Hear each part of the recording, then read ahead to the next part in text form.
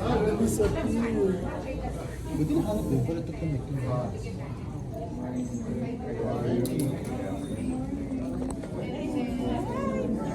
First of all, after we have our quick Q&A and you get to hear from them and you get to chat with them, we're gonna do our photo ops, okay?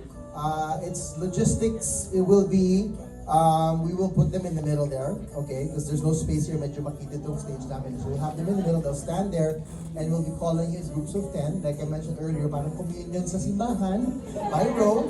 So the first row will have to be that row where the handicapped seats are, para we can clear them out. Kasi kung nakaupo pa rin sila dyan, magdadaanan natin sila. So they will be swerte.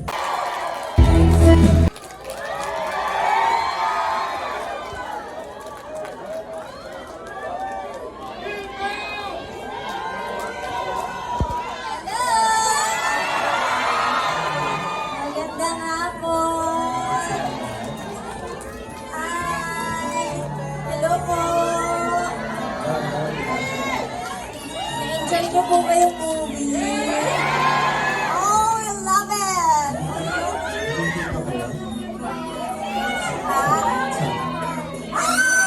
Kulang pa ba? Sino dito ang mga bumiyahe? Will make your trip worth it. Come here.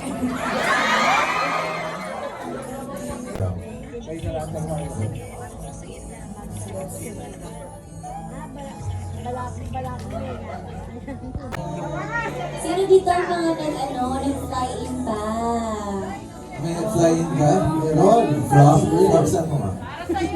Texas! Which part of Texas? Houston. Saan ang Texas outfit si Kimi kahapon? Texas outfit ako hapon daw. Yeah, she was Kaya po ma'am, sa West Outlet. Manila ba? Manila! Dito na kayo ng hot show, hindi po tayo sa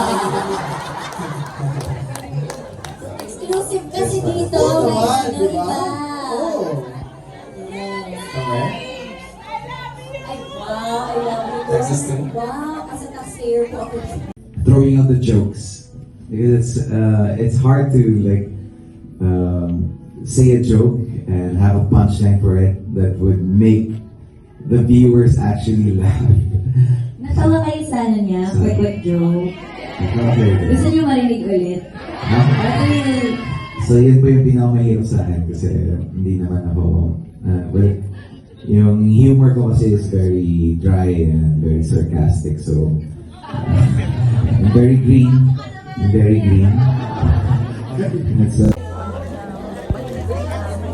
If you guys have gifts, I'll be handing over to Heidi or Jet.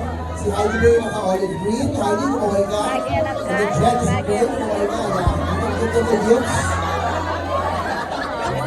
Okay. Second row.